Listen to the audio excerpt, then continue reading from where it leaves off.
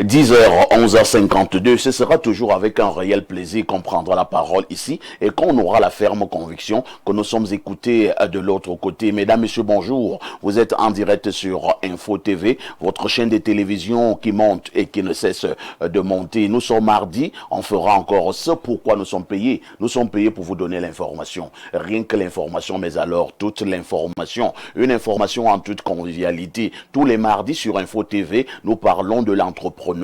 Et ce matin, on va faire simple. Entrepreneuriat au Cameroun, où en est-on? On questionnera la donne entrepreneuriale en République du Cameroun, un pays que dirige le président de la République, son Excellence Paul Biya. Entrepreneuriat au Cameroun, où en est-on? Avez-vous l'impression que le gouvernement, l'ordre gouvernement a atteint justement ses objectifs concernant l'entrepreneuriat dans notre pays? C'est la question fondamentale que nous allons nous poser ce matin. Mais rassurez-vous, vos autres rubriques aussi intéressantes sont toujours au rendez-vous. La quintessence de l'information parue en kiosque vous sera livrée tout à l'heure par TVB. Votre dénonciation est restée entièrement intacte. Elle vous sera également livrée tout à l'heure. Pour bénéficier de toutes ces délices, le canal 6, mais également le canal 508 sont à votre portée et vous serez donc à pic sur Info TV. Merci de faire confiance à cette dynamique équipe de la télévision. J'accueille d'abord une dame. Maïmouna, bonjour. Bonjour, perfecto. Comment tu vas? I'm doing fine, thank you. Vous êtes directeur de la structure Let's Do It Cameroun. Tout à fait. La structure se porte bien. Ça se porte bien. On vient de commencer une nouvelle année avec un nouveau plan d'action et notre calendrier date de janvier jusqu'à décembre. Donc nous sommes tellement occupés. Vous êtes tellement occupé. Merci. Merci parce que vous avez trouvé quand même un peu de temps pour nous rendre visite ici. J'aime toujours souligner que vous êtes d'obédience anglophone, mais vous faites un effort de parler en français. Et pour cela, nous vous disons toujours merci. En face de vous, nous accueillons M. Tchamba. M. Tchamba, bonjour. Bonjour, parfait ici. Bonjour à tous les téléspectateurs. Je profite pour souhaiter une bonne année à tous ceux qui nous regardent. Bonne année à tous ceux qui nous regardent. Je souligne que vous êtes de la société civile. Tout à fait, tout à fait. Je suis le président du Pont de Convergence, un think tank qui travaille sur les questions politiques, économiques et sociales, dans laquelle chaque semaine nous produisons un certain nombre de réflexions qui paraissent chez un de vos collègues, un confrère, le quotidien Le Messager le mercredi, où nous analysons les faits de la société. Merci d'être parmi nous ce matin. Votre expertise nous sera d'un précieux apport. À côté de vous, on accueille M. Moulion qui nous retrouve sur ce plateau pour croiser le verbe. Bonjour et bienvenue au programme. Merci, bonjour Parfait ici et bonjour à tous les téléspectateurs de l'Espace Miné et également un bonjour particulier à tous les entrepreneurs camerounais. À tous les entrepreneurs camerounais. Vous avez l'impression qu'ils se portent bien? Pas très mal quand même. Est-ce que vous répondez à la question? Vous faites là comme les hommes politiques d'un certain parti. Oui, bon, parce que... Beaucoup a été fait, mais beaucoup reste à faire. Oui, sur certaines questions, il ne faut pas... C'est difficile de donner une position tranchée parce qu'il y en a qui se sentent mieux pendant que d'autres sont en train de se battre. Donc si on dit que ça ne va pas, ça veut dire qu'on met à la poubelle les efforts des autres qui sont en train de sortir, qui sortent du lot. Mais si on dit que tout va bien, c'est comme si on est dans un monde parfait. Alors Vous coupez donc la poire en deux. Oui. Est-ce que ce n'est pas également ce que les autres appellent le ponce-pilatisme? Je ne pense pas. Bon, vous voulez vous voulez jongler, vous ne voulez pas montrer que c'est mauvais, en même temps vous ne voulez pas montrer que c'est bien. Bon. Et donc si c'est le mauvais qui gagne, tant mieux pour vous. Si c'est le bien qui gagne, vous vous insérez également. En même temps, ce n'est pas très mauvais. Vous dites donc finalement quoi? En même temps, ce que je veux dire, c'est que il y a un cadre institutionnel qui quand même mène des politiques qui visent à encourager l'entrepreneuriat. Je veux dire, il y a des incitations, il y a sur le plan fiscal des exonérations, il y a des accompagnements de l'État dans le cadre de l'entrepreneuriat sur le plan de formation, il y a même souvent des financements. On en parlera tout à l'heure. Hein. C'est d'ailleurs le problème majeur qui nous amène ici ce matin. Je vous suggère tout humblement de garder vos arguments parce que vous en aurez besoin tout à l'heure. D'accord. Lui reste notre invité permanent, c'est Alain Douk. Alain Douk, bonjour. Bien le bonjour, parfait. C'est un plaisir d'être là une nouvelle fois ce matin pour ce mardi thématique, comme les autres jours d'ailleurs sur Espace Miné. Je salue nos millions de téléspectateurs à travers le monde fidélisés à ce programme, nos artificiers et artisans de l'ombre, le top management de ce média et toute la grande rédaction d'Espace d'Info TV. Je salue de même la seule dame qu'on a sur le plateau. Je suis convaincu que nous allons passer comme d'habitude un grand moment de télé. 10h, 11h52. Qui dit mieux?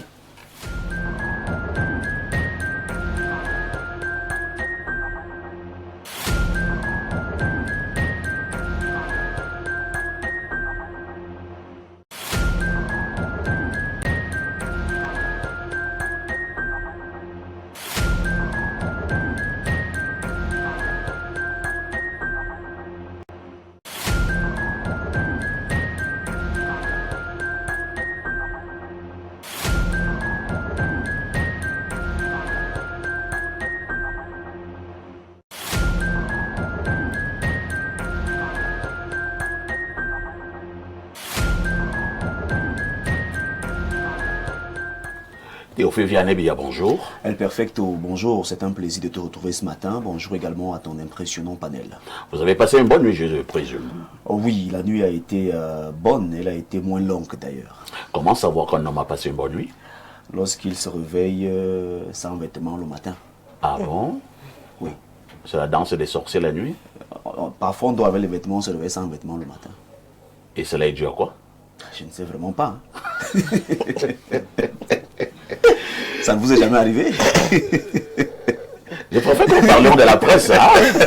Quand TVB nous retrouve, vous l'avez compris, il doit déjà aller du côté des kiosques hein, pour nous donner la température qui prévaut de ce côté. TVB, que disent les journaux? Les journaux qui sont disponibles en kiosque ce matin, parfait, ici, présentent pas mal d'actualités. Nous ouvrons avec Info Matin, un journal de la maison qui s'intéresse aux enseignements secondaires. Enseignement en ligne, le Canada veut accompagner le gouvernement du Cameroun. Cette information est à retrouver ce matin en page 3. À cet effet, une délégation des responsables de l'école Louis-le-Grand, conduite par la directrice Sassane Alaïch, ce 19 janvier à Yaoundé, était reçue en audience par la Minesec, professeur Nalova Lyonga, qu'assistait le CCN Boniface Bayaoula. On parle de formation d'un nouveau gouvernement avec le tri hebdomadaire La Météo qui est également disponible en kiosque. Le GECAM met la pression sur le chef de l'État. Dans une tribune signée ce 19 janvier à Douala, le président du groupement des entreprises du Cameroun, Célestin Tawamba, adresse un appel solennel à Paul Biya pour la mise en place d'un gouvernement d'action et la restauration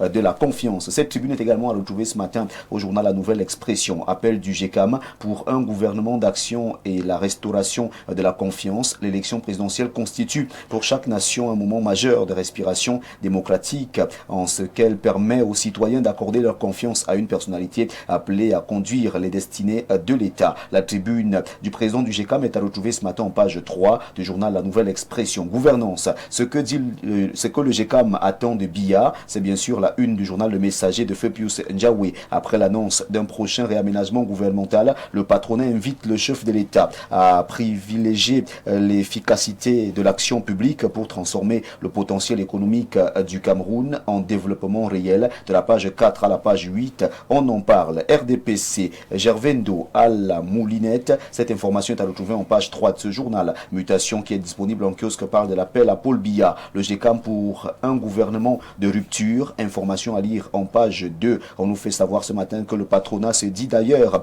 disposé à continuer d'accompagner les pouvoirs publics dans un cadre de dialogue constructif et de responsabilité partagée. On parle également du RDPC. En pied de une de ce journal, Gervendo à la broyeuse. Ce journal s'interroge en page 7. Défense d'Afrique reste en politique et reste dans la région du Sud. Eric Ndo, dans le viseur des gros bonnets du RDPC, le journal de Jean Amougou s'interroge ce matin. Récemment élu comme président du conseil régional, Eric Ndo avait fait preuve d'admiration et de témérité en défiant le rosaire de plis fermés qui avait privilégié l'investiture d'un autre candidat. Aujourd'hui, il fait face aux conséquences de son audace, d'après ce que nous dit Défense d'Afrique ce matin, et qui revient donc sur sur cette affaire. Le point, le billet hebdomadaire d'analyse, d'enquête et d'information générale parle ce matin de la CBC, secteur bancaire CBC, prévarication, restructuration foireuse. Cette information est à retrouver en page 11. Minecommerce, campagne caféière 2025-2026, Baditoum, la remontada est à lire en page 3 du journal Le Point. Le jour qui est en kiosque par le CEMAC et nous fait savoir que le franc CFA ne sera pas dévalué. La BEAC rassure à la suite d'une rumeur persistance. Les assurances de la BEAC sont à retrouver ce matin en page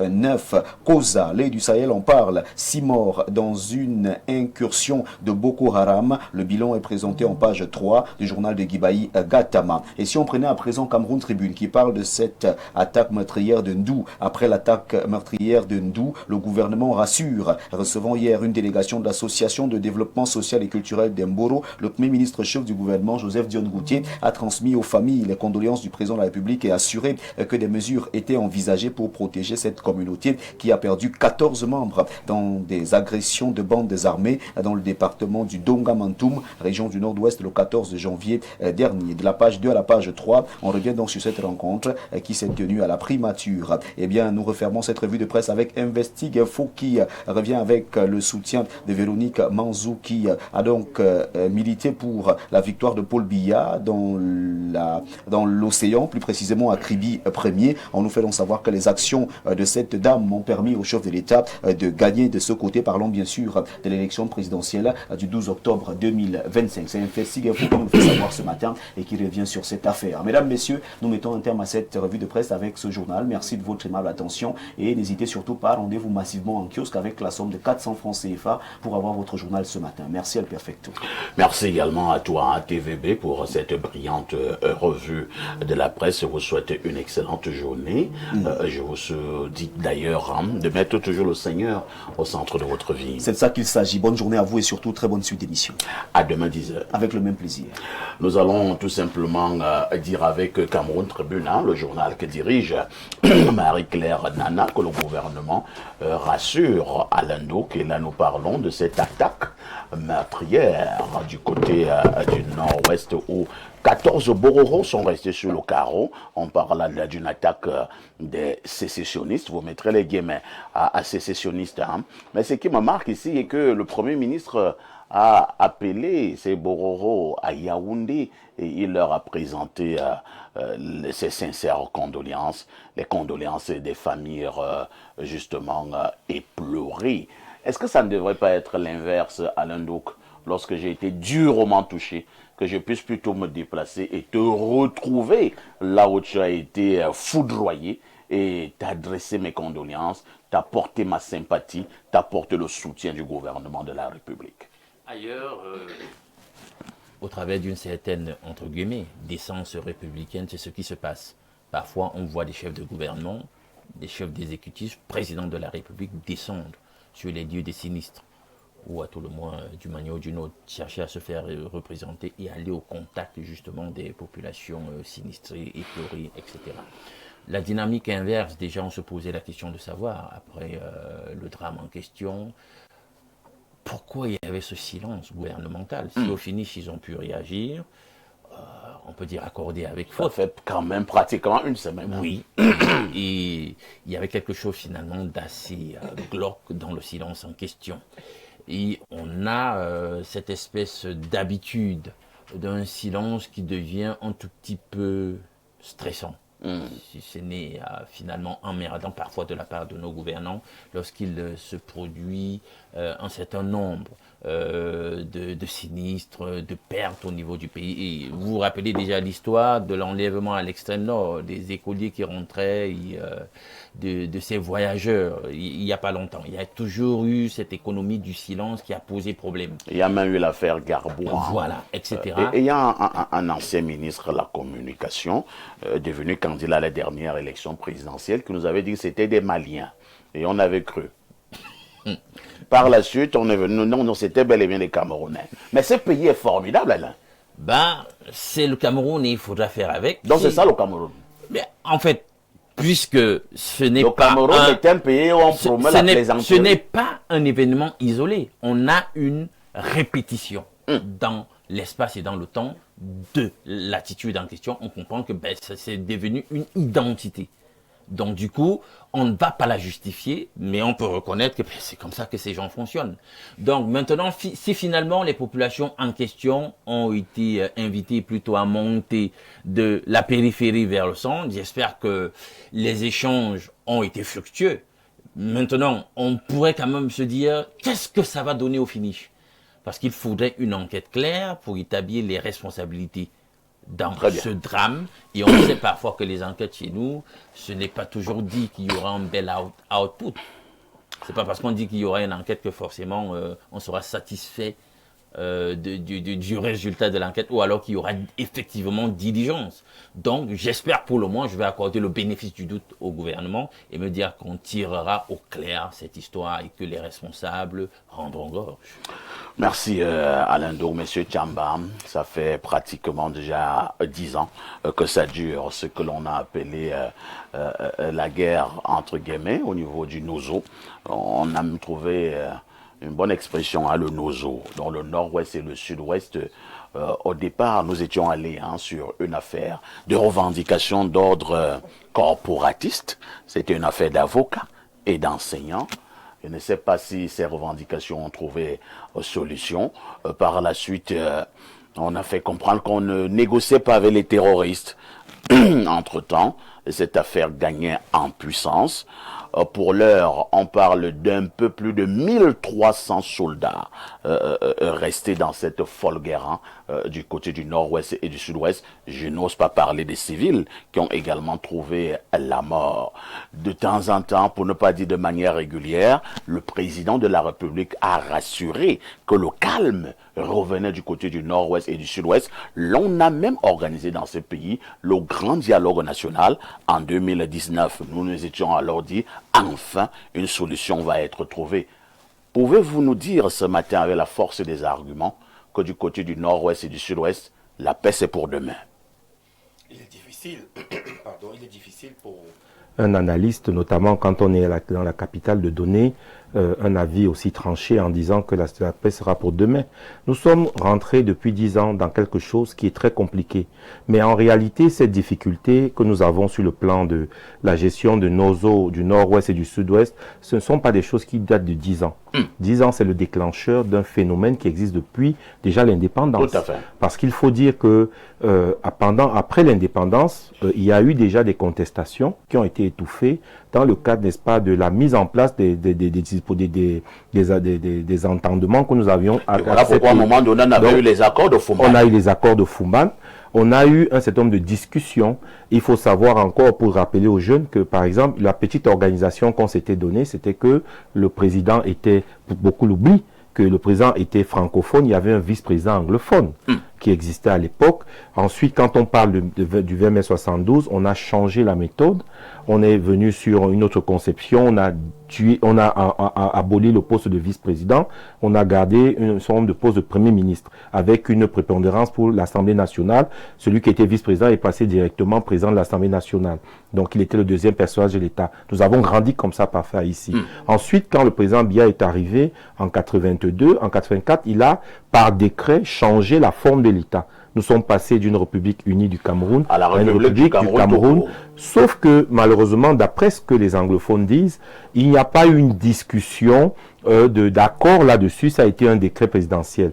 Et rappelez-vous que les problèmes, même quand on parle de la question du multipartisme de 90, rentrent déjà dans le cadre de ces revendications, parce que quand le RDPC va être créé au congrès de Bamenda, il y aura des problèmes sur la partie des anglophones qui diront nous rentrons dans le RDPC, mais nous n'avons pas les coudées franches, et ça aboutira à la démission d'un certain nombre de responsables politiques qui étaient à l'époque de l'UNC, qui refusent de signer le nouveau contrat RDPC. On arrive en 90 et une des premières revendications que le SIF a portées lorsqu'il s'est présenté à l'opinion nationale, c'était la question de la gestion de la zone anglophone dans le problème du fédéralisme. Donc, la question anglophone. Donc c'est une question ancienne, elle est politique, elle est historique, elle est sociologique. Parce que sur le plan politique, je vous ai déjà un peu dressé le pavé. Et pour finir là-dessus sur le plan politique, il faut dire que même cette histoire de décentralisation qui traîne le pas depuis 30 ans, quand le SDF a revendiqué le fédéralisme, le retour au fédéralisme, la réponse qui a été donnée dans la tripartite de 93, qui a abouti à la constitution de 96, c'était de dire qu'on ne peut pas revenir au fédéralisme, mais on va créer une décentralisation. Mais vous voyez bien que là aussi, on a mis 30 ans à ne pas pouvoir véritablement l'appliquer. Ça pose problème parce que la zone anglophone avait un système d'administration qui était différent du système d'administration que nous avons connu par rapport aux colons français. Une différence par rapport à la façon de gérer des Anglais, qui est ce qu'on appelait l'indirect rule. Maintenant, sur le plan sociologique, il y a bien une différence parce que le système scolaire, le système judiciaire, le système de santé, dans leur zone ne fonctionne pas comme chez nous. Or, quand on est passé à la République du Cameroun, on n'a pas mis en place des dispositions pour permettre, n'est-ce pas, de faire coexister. Avez-vous l'impression qu'on a parlé des problèmes des anglophones sans toutefois intégrer véritablement les anglophones eux-mêmes? Oui, bien sûr, parce que quand on dit anglophone, les gens se limitent à la langue. Mais quand je faisais ce panneau, c'était dire que c'est une société qui se construit et qui a une âme. Quand on parle du common law, on parle de leur système judiciaire, ça implique forcément des citoyens différents. Donc on ne peut pas traiter la question anglophone comme si on traitait ça avec des francophones. Alors, qu'est-ce que vous suggérez? Ce que nous suggérons, par exemple, pour sortir de cela, et on a fait, vous avez parlé de la conférence nationale, non, le grand dialogue. Le grand dialogue national. Vous avez parlé du grand dialogue. Mais vous voyez que les résolutions qui ont été prises avant n'ont pas été appliquées. Elles sont très peu appliquées. Je pense que la solution, ce serait un véritable dialogue politique. Et nous sommes dans une période de transition politique parce que on voit bien ce qui se passe. Il faudrait profiter pour que des acteurs qu'on connaît puissent véritablement s'exprimer. Or, j'ai l'impression que tout ce qu'on a fait très tôt, dès que la crise s'est révélée, on les a muselés. Or, on nous dit tous les jours qu'on ne connaît pas avec qui dialoguer, mais on sait très bien avec qui dialoguer dans le cadre de la crise anglophone. Et ces personnes-là, pour une partie, sont en prison de Kontangui. Il faut peut-être les ressortir de là. On doit dialoguer avec Ayouta B. Il faut dialoguer avec ces gens-là. Ils ont certainement... Ayouta B nous a fait comprendre qu'il n'a jamais eu une arme. Mais ce n'est pas le problème. Le problème, c'est qu'ils ont bien été arrêtés dans le cadre d'une opération qui mettait en scène des gens qui venaient à une table de discussion. Mais il y a une thèse dans ce pays qui soutient justement qu'on ne dialogue pas avec les terroristes. Mais c'est une erreur. Ah bon? C'est une erreur. On dialogue avec toutes les personnes qui veulent parler. Le terrorisme, c'est une option, mais pour combattre le terrorisme, ça a toujours été par le dialogue. Dans tous les pays du monde. Et je prends un cas, parfois, je vais me laisser une seconde. Dans le cas, par exemple, de conflit armé avec la Corse, il y a eu, pendant longtemps, les Français avaient choisi la lutte armée. Mais quand Jacques Chirac est arrivé au pouvoir et Lionel Jospin, ils sont allés vers ce qu'on appelait les terroristes pour les transformer en indépendantistes. Et aujourd'hui, la Corse est revenue naturellement dans le giron. Les Français peuvent aller là-bas. Or, en 95-98, les bombes tournaient dans ces zones-là. Donc, je pense qu'il faut maintenir, bien sûr, la présence sécuritaire sur le terrain pour protéger les institutions et les populations et les biens. Mais de l'autre côté, il faut ouvrir véritablement le dialogue, un dialogue franc et sincère, que nous soyons capables d'aller discuter avec eux, reconnaître ce que nous n'avons pas assumé, nous n'avons pas su assumer, et de l'autre côté, n'est-ce pas, proposer des évolutions, parce que c'est une construction d'un pays sur un narratif nouveau. Merci. Il y a Alain Do qui veut absolument réagir très rapidement. Vous aurez une minute. Ce sera très désagréable, mais il y a une espèce d'enfumage. Déjà, il y avait une disposition de la Constitution de 61, si ma mémoire ne me fait pas d'infidélité, c'est l'article 47, qui disait qu'on ne devrait pas remettre en question, revoir la forme de l'État, le fédéralisme. Ça, on a enlevé ce verrou. L'enfumage aussi se manifeste par le fait qu'en 1972, lorsqu'on veut procéder à la réunification, écoutez, on procède de façon référendaire, mais en Dupont. Moi, j'appelle ça une pour la simple raison que c'est une partie du pays qui représente statistiquement 20 à 25% de la population globale. Et je pense qu'à peu près jusqu'à aujourd'hui, c'est toujours ça. On n'avait qu'à aller consulter. Rien que pour savoir si le nouveau projet de société, le nouveau contrat social les intéresse. On prend l'ensemble de la population qu'on consulte de façon référendaire. Donc si vous, du côté oriental, vous voulez cette chose et eux n'en veulent pas, ils sont phagocytés statistiquement. Au final, c'est toujours la volonté du plus grand nombre qui va l'emporter. Or, cette minorité-là a son identité culturelle, sa trajectoire historique qu'elle voudrait voir respectée. Merci Alain. Si nous allons, non, permettez, hein, les autres ne sont pas là pour le décor. Et nous avons justement une dame anglophone sur le plateau. Et c'est vous qui parlez plus que la dame anglophone. Non, non. Vous voyez, c'est ce qui énerve aussi souvent les anglophones. On parle de leurs problèmes, on ne leur donne pas la parole. Donc, nous allons donner la parole à la dame anglophone sur ce plateau, Maïmouna. Est-ce que vous reconnaissez quand même dans cette revendication de vos frères et sœurs anglophones du nord-ouest et du sud-ouest, c'est-à-dire dans votre fort intérieur, avez-vous l'impression qu'ils ont raison? Première question. Deuxième question, n'avez-vous pas l'impression que certains d'entre eux vont un peu trop? Ils revendiquent un certain nombre de choses, mais d'où vient-il qu'on puisse égorger des personnes, des civils qui n'ont rien à voir avec la chose politique? L'exemple de la dame Ayafor, vous l'avez connue? Je ne l'ai pas connue personnellement, mais j'ai quand même lu sur elle. Vous avez vu comment on l'a tuée. Alors, s'il faut revendiquer un certain nombre de choses sur le plan politique, pourquoi on va tuer Ayafor, qui était gardien de prison, et de quelle manière? En fait, ici, ça c'est une question, comme M.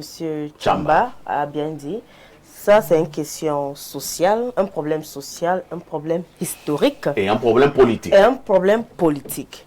Et on dit souvent en anglais, when elephants are fighting, the grass suffer. Dommage. So what I can say is that since the past, like since the creation of the Northwest and the Southwest, which was something that just happened because they had at a certain moment to choose whether to belong to Nigeria or to belong to Cameroon. And then they choose to belong to Cameroon. And then they created now what we call the federal, not the federal state, the unitary state. And they came with Cameroon. Huh? So this was through a memorandum. Now the question is looking at the Fumban conference. We already have criticisms of the Fumban conference. So these people joined a country when they were not even ready, when they did not give their consent. On dit souvent, tu sais, en historique, on nous disait souvent que le mémorandum était écrit et il y avait le yes, le oui ou yes. Et je ne sais pas comment. Non, on était obligé. Le oui ou yes. Le oui ou yes. Ça, c'est aussi pour dire la différence de la langue anglaise et français qui affecte déjà beaucoup de nous aujourd'hui. De toutes les façons, tu devrais dire oui. De toutes les façons, on n'avait pas le choix. Maintenant, ils se retrouvent dans un scénario où ils sont quelque part et ils sont marginalisés. Et tout de coup, les gens commencent à parler, les professeurs, les teachers et les avocats commencent à revendiquer. Donc, la question, c'est qu'est-ce qu'ils demandaient? Pourquoi on ne pouvait pas les donner ceci? Et on parlait de la dialogue. Oui, on a dialogué.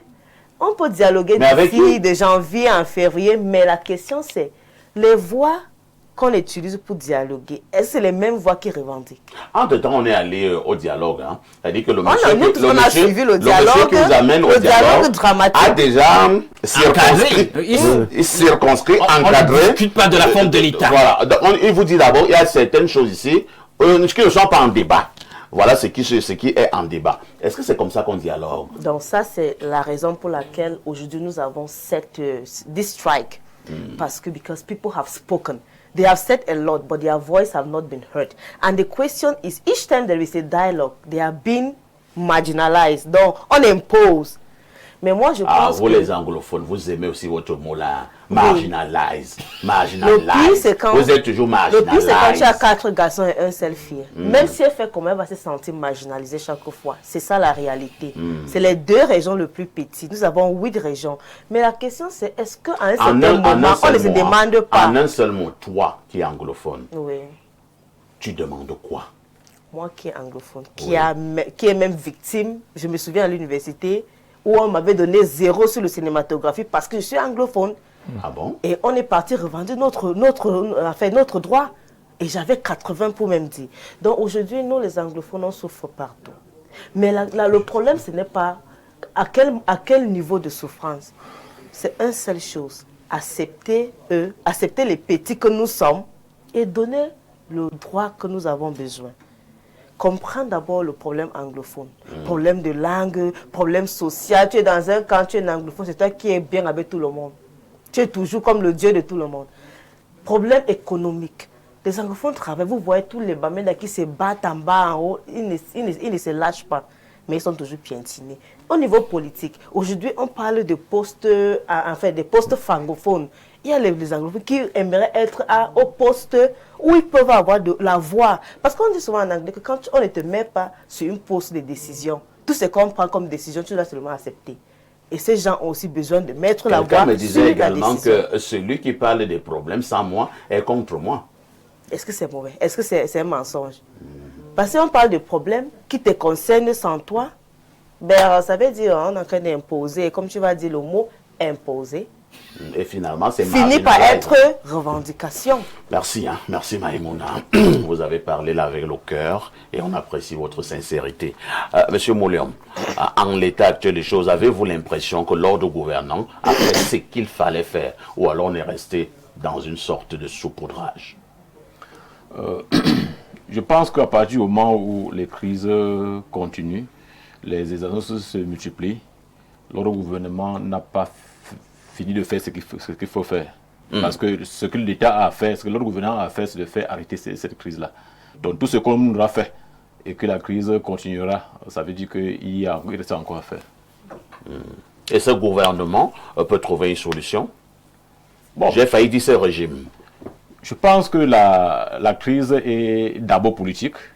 Et ce gouvernement étant un gouvernement politique, je pense qu'il peut trouver des solutions. Mais sauf que, comme nous le constatons, il y a cet orgueil-là de nos gouvernants qui voudraient que les choses se passent telles qu'elles veulent. Et c'est ce que les anglophones disent par moment, hein, et ça les choque même. Ils estiment que les francophones, majoritairement, qui ont des postes clés en République, ils leur parlent avec arrogance, ils leur parlent avec condescendance. Et cette condescendance-là, cette arrogance, nous laisse dans le doute que ce gouvernement puisse être en mesure d'arrêter cette crise-là. Il faudrait donc chasser tous ces arrogants et tous ces condescendants du gouvernement. Vous en connaissez quelques-uns? Ah, vous connaissez, mais vous ne dites pas. Bon, en fait, c'est un système, ils sont tous interconnectés. De toutes les façons, humblement ce matin, nous n'avons qu'une seule idée, une ambition, parce que nous sommes tous des frères.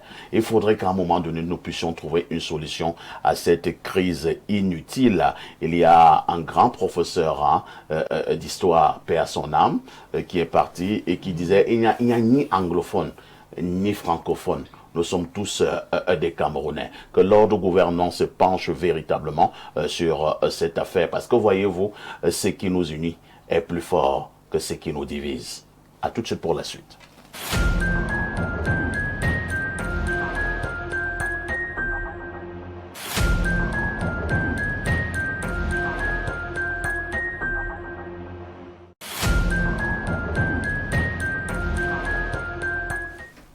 Alain Dou, que nous vous repassons la parole, cette fois-ci pour la dénonciation de ce matin. La dénonciation de ce matin porte sur une actualité plutôt fâcheuse. Le Cameroun développe cette espèce d'attitude récurrente de se faire épingler dans la négativité sur des questions d'immoralité. Alors, nous allons pour ce matin nous inspirer d'un article de nos confrères du Parisien, le Parisien. Alors l'article dit 10 tonnes de cocaïne cachées sous une montagne de sel. C'est quoi l'incroyable opération Marée Blanche menée en Espagne? La police espagnole a arraisonné début janvier un navire qu'elle surveillait depuis 5 à 6 mois. À bord, ils ont découvert 9 994 kg de cocaïne. Le navire se trouvait à plus de 530 km à l'ouest des îles Canaries. La police espagnole a annoncé lundi avoir arraisonné le United S, un cargo battant pavillon camerounais, sur lequel elle a effectué la plus grande saisie de cocaïne en haute mer de son histoire. Je vais m'arrêter là. Déjà, il faut comprendre que un bateau sous pavillon, c'est un bateau, on peut dire, qui a été immatriculé au Cameroun, même si son origine n'est pas forcément camerounaise. Ça peut être des étrangers, mais qui ont voulu s'accommoder ou ont trouvé des avantages avec le système fiscal camerounais et ont décidé d'immatriculer le bateau au Cameroun. Je vais lier cette actualité à une actualité d'il y a quelques jours, le 10 de ce mois. Ça, c'était à Douala, où on a mis nos forces de sécurité, la gendarmerie a mis le grappin sur quelqu'un qui faisait du narcotrafic, notamment de cocaïne. Donc c'est un commerçant au marché Congo qui résiderait à Makepe. Des informations que j'ai eues, il réside à Makepe, c'est là où on l'a chopé, et qui était là et alimentait au travers de son activité commerciale légale cette activité illégale de vente de cette drogue très dangereuse. Donc vous voyez qu'il y a un problème. Pourquoi il y a cette espèce de porosité dans les contrôles? On se pose la question. Est-ce qu'on va laisser le pays? Parce que là, il y a une menace. Si on commence déjà à avoir du trafic dans nos ports de cocaïne, ça va se retrouver à l'intérieur du pays, dans le continent. Et vous savez comment la drogue détruit. On a déjà assez de problèmes. S'il faut encore ajouter à cela des problèmes de drogue sur la jeunesse, sur le potentiel des Camerounais, je pense que là, je ne vois pas comment, hein, même à l'horizon, je sais pas moi, 2135, je pense pas que ça pourra le faire à cette allure-là. Donc il faut stopper ce phénomène, c'est ce que je dénonce ce matin. Merci, Monsieur Djamba. La consommation de la drogue, et cette drogue de plus en plus qui circule au Cameroun, on a l'impression que cette drogue se vendait comme des bouts de pain. À l'époque, la drogue était une affaire des grandes villes. Je vous renseigne ce matin que même dans l'arrière-pays, la drogue se consomme maintenant matin, midi, soir. À l'époque, nous pensions que la drogue était une affaire des adultes, mais je vais encore vous surprendre ce matin qu'ils ont 10 ans, 11 ans, 12 ans maintenant au Cameroun. Ils se droguent déjà. Je vous passe la parole. Je voulais d'abord féliciter pour dire que quand il y a une prise comme ça, c'est une prise importante. C'est très bien. Rappeler que nos forces de sécurité et de défense font des prises régulièrement, notamment à l'aéroport de Douala, où récemment on parlait de 900 kilos de cocaïne. Donc il faut dire que avec les observations, le Cameroun commence à devenir régulier, n'est-ce pas, de ce type de trafic, notamment dans nos différents aéroports et ports, et qu'il faudrait peut-être remettre un peu de bouchée double parce que on ne devrait pas être considéré comme une plaque tournante. Parce que dans le monde, être considéré comme une plaque tournante du trafic de drogue, c'est très mauvais, même pour le rayonnement du pays et pour les affaires. Parce que dans tous les aéroports où vous arrivez, vous serez stigmatisé en tant que Camerounais. Je ne veux même pas souhaiter que les Camerounais vivent ce que vivent certains pays voisins dans certains aéroports dans le monde. Hein. Donc pour dire que oui, effectivement, c'est un problème sérieux. Mais là, on a parlé de cocaïne, mais la cocaïne, c'est une drogue de luxe. Hein. C'est pour les high. C'est pas pour. C'est pour les riches. C'est pour les riches. Ça m'étonnerait que dans vos villages, dans mon village, les gens prennent de la cocaïne. Mais par contre, il y a chez nous un véritable problème de drogue. Oui. Les drogues qu'on dit de bon marché, des drogues de synthèse, qui sont fabriquées et vendues en comprimé de 25 francs. C'est celle-là qui tue nos enfants aujourd'hui. Et en plus, on a transformé ça, on appelle ça le Kior. C'est-à-dire que c'est une enceinte, c'est un acronyme pour dire... Ça devient maintenant un bon mot. Un bon mot. En termes des chansons, on fait la promotion du Kior. Du Kior. Donc, en fait, le Kior, c'est un joli mot pour dire la drogue. Il y a péril en la demeure en matière de drogue. Il y a péril parce que je vais vous donner un témoignage personnel. J'étais absent quelques jours. On m'appelle pour me dire qu'un de mes collaborateurs est tombé malade, il s'est fracassé. Quand je vais demander pourquoi, on me dit non, il a passé la nuit à boire ce qu'on appelle les sachets. Voilà aussi un phénomène, un fléau important, les sachets. Ça coûte 100 francs, c'est d'une espèce d'alcool, je ne sais pas, un alcool sauvage. Mis dans des sachets plastiques, souvent exposés au soleil, des réactions chimiques que personne ne contrôle. Et on se demande comment est-ce que cela est vendu officiellement dans nos rues, dans nos kiosques, et au vu aussi de tout le monde. Les destructions sont connues, les effets sont connus, tout ce qu'on appelle Kior, qu'on appelle comprimé, le tramadol, c'est vendu. Il y a même aujourd'hui des noms, on connaît dans des carrefours, on appelle quoi, Zambrota, machin, des kiosques qui ouvrent dans des coins de carrefour à 2 heures du matin sans clients. Personne ne sait pourquoi. Donc vraiment, il faudrait que les autorités s'en saisissent parce que je vous dis, et c'est tellement invisible que ça coûte 25. Certains parents se retrouvent, on vous appelle, on vous dit votre enfant est tombé au lycée. Vous arrivez, vous vous rendez compte que ça fait 6 mois, 1 an, 2 ans que votre enfant consomme ce type de comprimés-là. Il est en train de baver là comme il est un en vieux train chien. de baver. On dit non, l'école est envoûtée, machin, alors que c'est la consommation de ces drogues-là. Donc c'est un problème de santé publique, c'est un problème, et le chroniqueur l'a dit, de performance de notre société. Imaginez ces enfants-là qui arrivent à 20 ans, déjà déglingués de la sorte, et vous les remarquez même dans les rues. Je faisais encore un constat parfait, si vous me permettez, pour chuter, dans nos quartiers. Nous, quand on était jeunes, on avait l'habitude, quand on est fauché, on allait prendre quelques pelles, quelques brouettes, on faisait nettoyer les caniveaux et les papas nous donnaient quelques pièces en passant pour nous encourager. Aujourd'hui, dans votre quartier, parfois ici, je vous mets au défi, vous avez besoin d'un petit boulot, un petit travail à la maison. Vous ne trouvez plus aucun jeune. Ils sont tous finis, fatigués, presque morts debout. Ils sont devant les carrefours à consommer des sachets. On ne peut plus compter sur cette jeunesse. J'ai dit aucun. Combien peuvent encore pousser une brouette véritablement? Même dans les champs.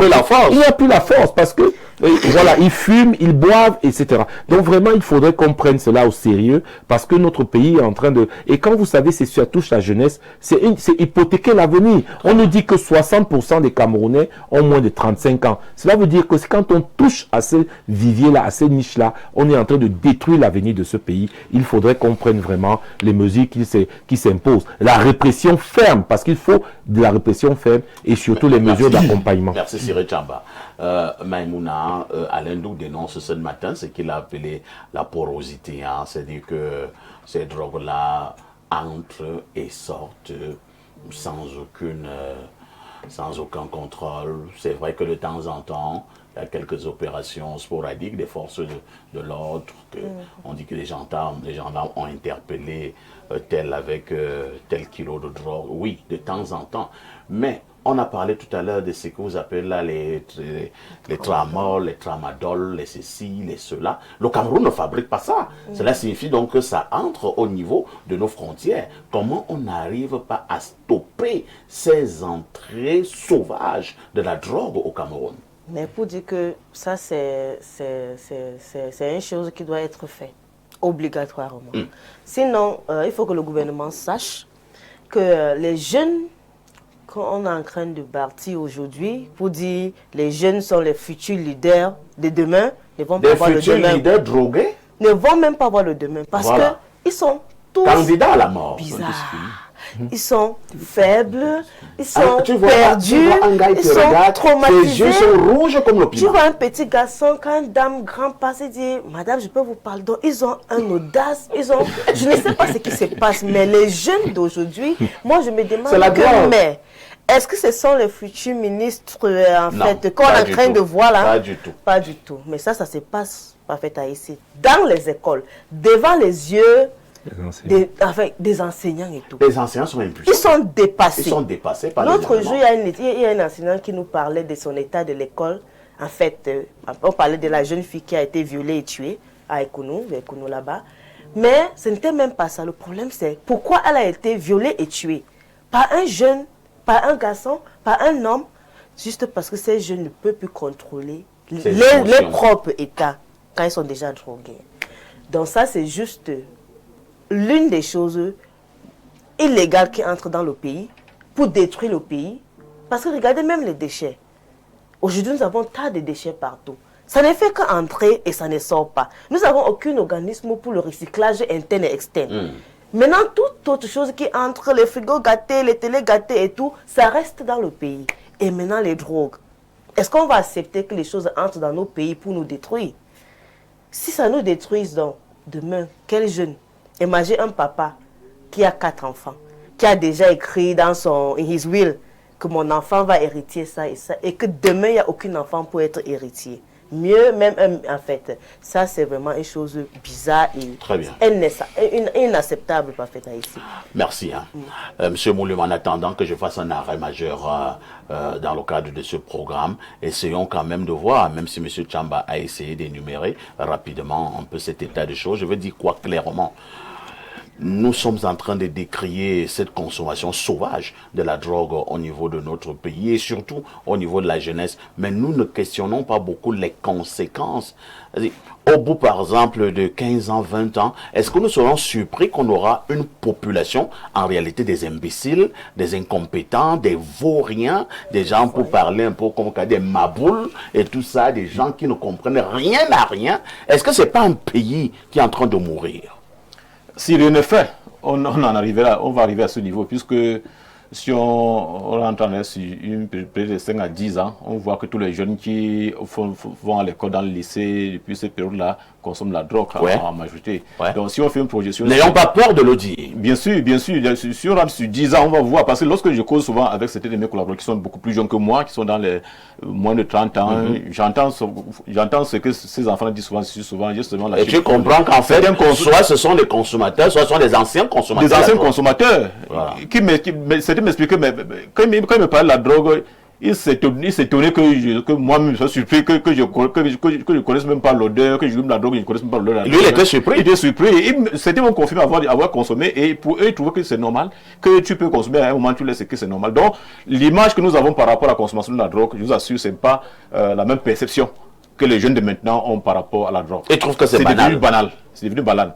Nous, quand on grandissait, lorsqu'on disait que tel grand frère consomme la drogue, il fume la drogue, il consomme la drogue, on le voyait comme un extraterrestre. On le voit, on avait peur au quartier. Maintenant, c'est devenu vulgaire, on peut dire normal pour les enfants, et si rien ne fait, je vous assure, dans 10, 15 ans, on aura du mal à avoir de la rêve. On aura un pays à genoux, hein. Alain, donc, est-ce que le gouvernement de la République ne doit pas sévir de manière un peu plus rigoureuse? Est-ce qu'on ne devrait pas mettre sur pied des pratiques pour mettre véritablement hors d'état de nuit ceux qui transitent, ceux qui portent ces drogues, ceux qui la vendent, maintenant ceux qui la consomment? Parce que parfois on a l'impression que nous cherchons beaucoup plus ceux qui consomment, alors qu'il faut attaquer le mal à la racine. C'est-à-dire ceux qui vendent et ceux qui font entrer de la drogue au pays. Moi, ta question, elle est très pertinente parce que j'en suis à me demander, mais finalement, que foutent les services de renseignement? Ils aiment simplement utiliser les moyens d'État pour qu'on les retourne contre le peuple camerounais. Parce que voilà les vrais sujets. Je n'arrive pas à comprendre comment ce cargo-là, United S... Parti du Cameroun. Immatriculé chez nous, donc... Avant, il s'appelait ce cargo Moonlight. Et en 2013, il avait été épinglé. Il a raisonné comme ça avec 18 tonnes de hashish. Donc, il y a récidive. C'est un cargo spécialisé. Il y a récidive. Donc, il ne savait pas ça. Quand on est immatriculé, le cargo, qu'est-ce qui se passe? Il n'y a pas de passif, on ne se renseigne pas assez. Donc, c'est la récidive. Ça veut dire qu'on se complaît dans la pratique. Et là, ça me cause problème. Parce que vous savez, quand vous allez aller lire sur le trafic de drogue, des gens vous ont dit ailleurs, oh, ils apportent de la démocratie quelque part et tout. Or, là-bas, c'est des feuilles de pavot à la place de la démocratie qu'on a vu plutôt fleurir. Donc, on ne veut pas qu'on se retrouve dans une situation où c'est les opignacés, etc., toute espèce de drogue qui commence à entrer au pays. Ça veut dire que c'est le pays qu'on est en train de tuer, c'est fini. C'est comme avec l'alcool. Déjà, même que l'alcool fait le même travail. C'est une drogue dure. Moi, je la catégorise ainsi. Alors, je pense quand même que c'est une non, je la catégorise ainsi. Ajoutez donc à cela ce que je suis en train de voir. Alors, quand le pays est corrompu la plupart du temps, c'est comme ça que ça se passe. Parce que même quand on voit, il suffira qu'on donne de l'argent, et M. Tiamba le disait, la drogue des riches. Parce que vous savez, par exemple, le cas de Douala que j'ai signalé tout à l'heure, c'était 5 kg environ, c'est 75 millions. Hein. Oui, c'était une cargaison de... À peine 5 kg, c'est 75 millions. Maintenant, c'est un danger. À peine 5 kg? Oui, bien sûr. Ça coûte excessivement cher. C'est pour cela qu'il a appelé la drogue des riches, et c'est à raison. Mais sauf que si vous avez donc toute une élite qui consomme de cette substance, vous avez justement des cadres, des ministres. Non, sois sérieux. Non, mais ailleurs, je peux te citer deux présidents, ça ne se discute plus, même dans le monde journalistique. Non, je ne vois pas un ministre dans ce pays qui consomme de la drogue. Non, je ne suis pas en train de dire ça. Je suis dans des conjectures. Pour te dire que, imagine, puisque c'est la drogue des riches. Imagine donc nos cadres, ceux qui sont supposés être des leaders, ceux qui indiquent le chemin aux autres à suivre, qui utilisent de telles substances. oubliez la vision, il n'y aura plus de vision. Un dopé va vous donner quelle vision? Très bien. Et la plupart du temps, quand on commence à couper, on traite la drogue en question, on commence à la couper, et les petits dealers s'y mettent, etc. Ça rend plus accessible la drogue en question, et ça peut aller retrouver ceux des basses classes. C'est ça le danger. Merci, Donc on est véritablement en état d'alerte. Il faut que ces gens se ressaisissent, qu'ils fassent correctement leur travail. C'est l'avenir du pays qui est en jeu. Merci. Allons rapidement au niveau de notre messagerie qui explose.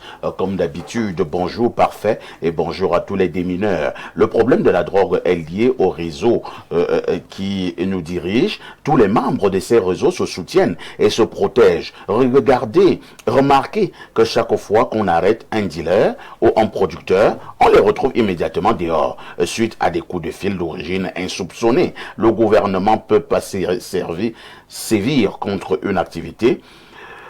Bon, la suite, je ne vais pas lire. Un autre message ce matin. Alors, que dit ce téléspectateur?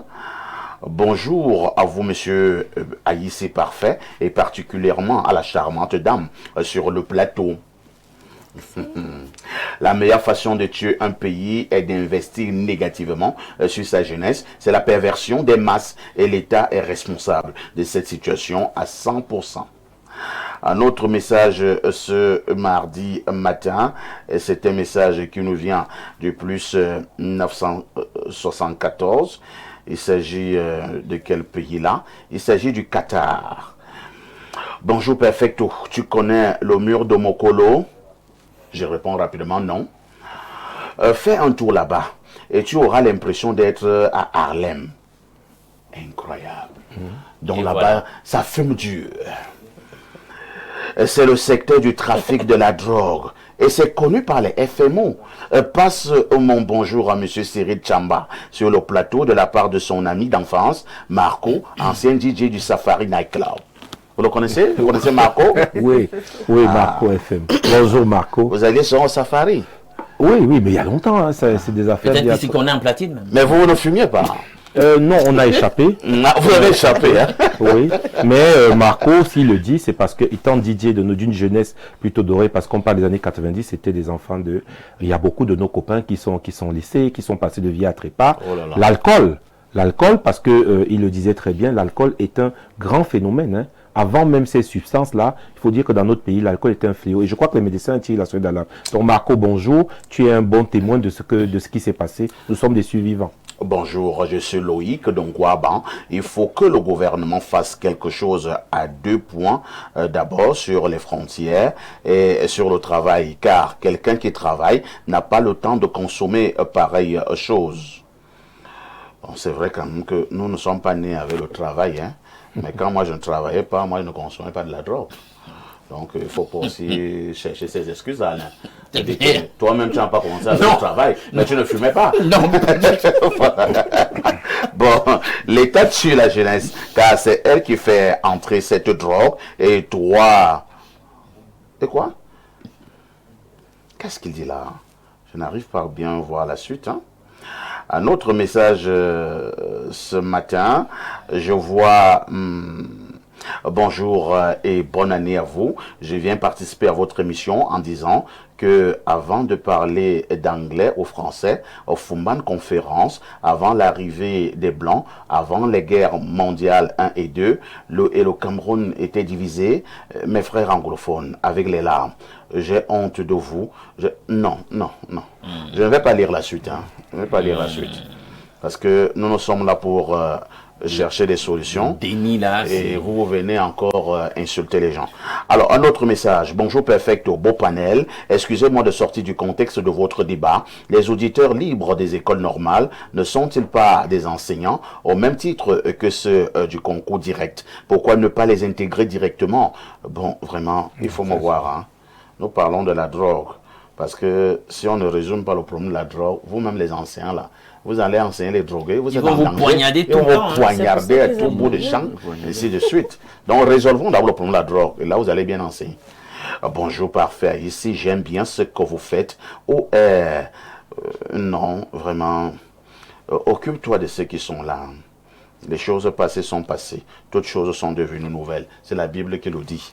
Bonjour l'artiste de la communication. Parfait Haïssi. Bonjour au panel. Je pense que le problème du Cameroun n'est pas la marginalisation, mais c'est la reconnaissance administrative qui empêche le décollage de notre pays. Il faut avoir un nom ou être la descendance des personnes qui ont créé le système pour avoir la part du gâteau au Cameroun. Prenons une dernière contribution ce matin. Que dit ce téléspectateur? Bonjour parfait. Et à ton panel, comment as-tu pu faire une telle émission sans invité? Et tu penses que moi je vais lire ça? Toi tu es caché là où tu es caché et tu veux que c'est moi qui vienne lire ce genre de message? Parce que parfait c'est un gros fou, n'est-ce pas? D'accord, je vais le lire. Un autre message, bonjour parfait ici et à tout ton panel. Parfait, s'il vous plaît. La dame sur le plateau est mariée. Sinon, j'ai des conseils pour elle. C'est Stéphane depuis Soie. La dame dit qu'elle n'a besoin d'aucun conseil. 10h, 11h52, vous êtes en direct sur Info TV.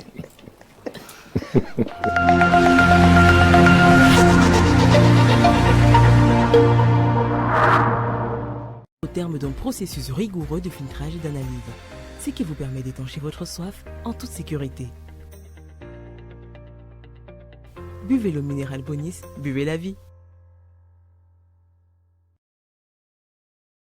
Dans le cadre du Fiscal Tour 2026, le cabinet Success Console organise un atelier de formation sur les innovations de la loi de finances 2026 au Cameroun et l'impact pour le contribuable. Au programme, présentation des innovations fiscales 2026, décryptage, analyse des impacts et avantages pour le contribuable, résolution des cas pratiques. Les formateurs, inspecteurs d'impôts seniors et fiscalistes agréés CEMAC. Vous êtes directeur général, directeur financier, comptable, fiscaliste, auditeur financier. Vous êtes la bienvenue à cette formation. À Douala le 28 janvier et à Yaoundé le 4 février. Réservez votre place maintenant au 673 32 86 81 6 99 79 94 97 ou à l'adresse contact@successconsult.com. Jusqu'où iriez-vous pour soigner votre apparence vestimentaire? Avec Legends Collections, demeurez dans la classe et poussez les limites de votre élégance. La marque déposée Legends Collections vous propose des chaussures ultra chic, fabriquées à base de peau et de cuir de haute qualité. Legends Collections, c'est aussi la combinaison idéale du style et du confort grâce à ses vêtements haut de gamme, tenues traditionnelles et d'apparat. Et ce n'est pas tout. Legends Collections marque de son empreinte dans la production industrielle des tenues de classe, sport et des chaussures scolaires. Rendez-vous dans nos showrooms Douala, Aqua et Bonapriso, Yaoundé, Bastos, face église orthodoxe. Contact 653 66 58 20 699 94 02 81 696 20 64 71. Bienvenue au Welcome Gardens Hotel. Ici, chaque instant est une invitation à l'évasion. Niché au cœur de soi à quelques minutes de l'université de Yaoundé 2, le Welcome Garden Hotel vous ouvre les portes d'un lieu où la nature et l'élégance se rencontrent. Réveillez-vous dans une chambre raffinée, baignée de lumière et pensée pour votre confort. Promenez-vous dans nos allées verdoyantes et plongez dans notre piscine géante à 2 bassins. Côté affaires, nos salles modernes de séminaires et de réunions offrent bien plus qu'un cadre de travail. Elles stimulent vos idées et subliment vos rencontres professionnelles. Côté célébration, nos somptueuses salles de mariage et de réception transforment vos moments précieux en souvenirs éternels. Côté bien-être, laissez-vous choyer dans notre institut de beauté. Évacuez le stress dans notre salle de sport, puis détendez-vous au sport bar autour d'un cocktail, d'un tournoi de billard ou d'une soirée after work. Chaque détail du Welcome Garden Hotel respire hospitalité et raffinement. Ici, tout est pensé pour que vous vous sentiez ailleurs, mais mieux que partout ailleurs. Welcome Garden Hotel, votre jardin secret. Contact 694 34 21 33 676 73 59.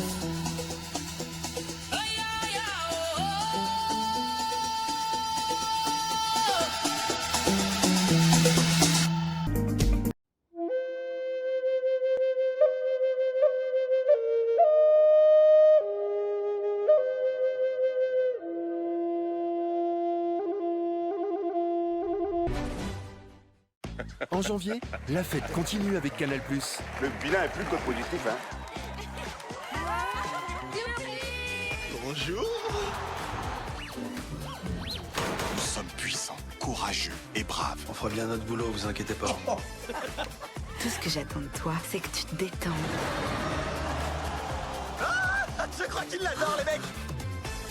Commencez l'année avec les nouvelles saisons de vos programmes préférés. Jusqu'au 18 janvier, le décodeur HD est à 5000 francs dès la formule Access. En plus, la parabole et l'installation sont offertes. Et pour que la fête soit encore plus belle, profitez de toutes les chaînes et de l'option DSTV English Plus, offerte pendant 30 jours si vous vous réabonnez à votre dernière formule. Bonne année avec Canal+.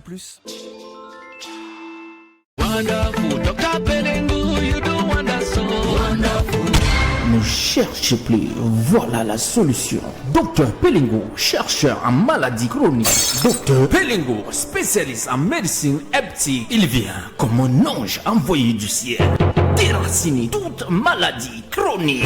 Docteur Pelingo a mis la main sur le cœur. C'est juré d'exposer toutes les maladies qui vous rongent. Docteur Pelingo, avec le complexe Viroplante Cameroun, vous propose des médicaments naturels African Panacea, Viroform, Spécial Filarum, Automatic Fat Burn, Garlic Green, Viromiwell, German Powder, Viroplante 9, Habitude Cleanup, Géricine, Extratum, Aloe Vera Sirop, Garlic Drink, Féminal Anatomy.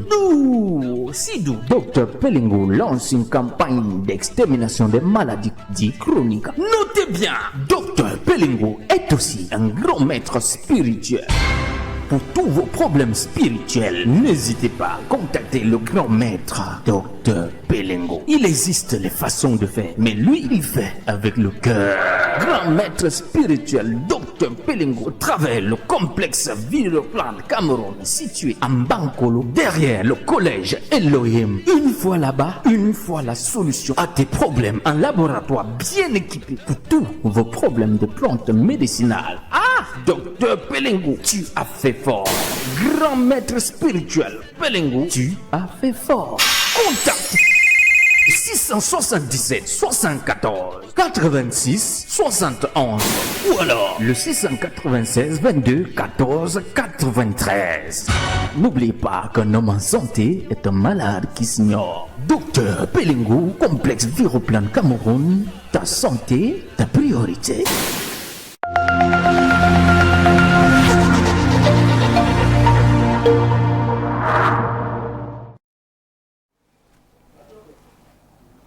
Docteur Gédéon Pelingo, bonjour. Bonjour, M. Parfait ici, et bonjour à tous vos co-panélistes. Bonjour, je dis bonjour, un très grand bonjour à nos fidèles téléspectateurs de Info TV. Je souligne que vous êtes le propriétaire du complexe Viroplante Cameroun. Vous êtes chercheur au niveau des plantes médicinales. Vous êtes spécialiste en médecine holistique, c'est ça? Oui, oui. Depuis combien d'années? Depuis 30 ans. Depuis 30 ans. Je exerce dans la médecine traditionnelle aujourd'hui depuis 30 ans parce que, je dis 30 ans parce que quand je me suis détaché de mon père, qui était aussi grand guérisseur, ça fait 30 ans que je me suis installé au fond propre. Ce matin, avec vous, nous allons parler de la gamme de produits, et cette gamme de produits détox. Vous avez également Viroform, mais également de prostatitis. Il s'agit de quoi? Oui, merci Parfait de l'opportunité que vous me donnez aujourd'hui. Je suis ici au nom du complexe Viroplante Cameroun, et le complexe Viroplante Cameroun, c'est un centre de recherche qui a été mis sous pied au Cameroun dans les années 2000. Et nous sommes spécialisés dans les recherches en plantes médicinales, mais lorsque nous avons le résultat de nos recherches, nous mettons en public. Et avant de mettre ces recherches résultats en public, nos produits passent d'abord par des essais cliniques, d'abord les essais précliniques et les essais cliniques, et nous invitons donc tout le Camerounais à faire confiance déjà, parce que la médecine traditionnelle depuis le 23 décembre 2024 n'est plus dans le maquis, ce n'est plus dans les chambres. Pourquoi je dis ceci? Parce que son Excellence, le chef de l'État, son Excellence président Paul Biya, a pensé donner cette visibilité à travers la promulgation de la loi sur l'exercice et le pratique de la médecine traditionnelle au Cameroun. Alors, ça nous incombe, nous les acteurs sur le terrain, maintenant, pour démontrer et pour convaincre l'État du Cameroun que la promulgation de loi de la médecine traditionnelle au Cameroun n'était pas une erreur. D'où, pour la première fois que j'arrive ici dans votre très respectueuse émission, je veux parler de cette gamme de produits qui est le nouveau-né. L'année 2026, c'est une année de joie, c'est une année de santé, c'est une année de convivialité. Voilà. Les trois produits qui ne sont plus de produits nouveaux sur le marché. Voici le premier, c'est le détox. Le Peliego Viroplan Natural Detox, c'est le balayage. C'est celui-là qui fait d'abord le travail en premier lieu. Le balayage, c'est quoi? Balayage, ça veut dire que c'est ça qui entre dans l'organisme et ça balaye tout ce qui est comme des toxines, des saletés et des impurités à partir du cerveau, en descendant sous le cœur, des artères. Ça touche également le foie et ça descend maintenant sous le rein et ça ne laisse pas le pancréas. Lorsque on prend détox, ici, monsieur, ici, c'est parce que vous savez, notre environnement généralement aujourd'hui est intoxiqué. Ce que nous mangeons, la nutrition, l'eau qu'on boit, vous pouvez voir avec moi ce que le pouvoir public font et de communautés internationales travaillent pour améliorer les intoxications partout. Alors nous avons donc pensé que pour qu'un homme soit en parfaite santé, si vous voulez prendre même la nourriture ou même d'autres traitements, il faudrait déjà que le système sanguin soit purifié. Il faudrait que le sang soit souple. Et là, vous apportez dans une solution avec le produit détox. Oui, c'est le détox. Maintenant, nous avons après le détox, le Virophore. Oui, après le détox, nous passons directement par cette Virophore. Le Virophore qui contient de principe actif, ce n'est pas un Viagra, parce que lorsque les gens voient, nous avons décidé de sortir ces produits parce que le produit le plus consommé au Cameroun, tel que nous avons fait de recherche, c'est le Viagra. Ah bon? Et moi, en tant que chercheur et le complexe Viroplan Cameroun, nous venons dit publiquement, officiellement aux Camerounais qu'on ne devait pas consommer ces produits qu'on appelle de Viagra. Pourquoi on ne doit pas consommer ça? Parce que il est néfaste. Quelqu'un qui a des problèmes de tension artérielle, par exemple, ou d'autres pathologies chroniques, lorsque vous prenez de Viagra, ce sont des substances qui nuisent, ce sont des substances qui excitent. Ce sont des substances que quand ça entre dans l'organisme, ça fait en sorte que le corps agit d'une autre manière. Alors, et si vous avez donc cette couple qui a le problème de faiblesse sexuelle, éjaculation précoce, bref, toute difficulté, dysfonctionnement sexuel, je pense que nous avons donc refusé le Viagra en mettant sous pied le Virophore, qui est une solution naturelle, qui est une solution bio.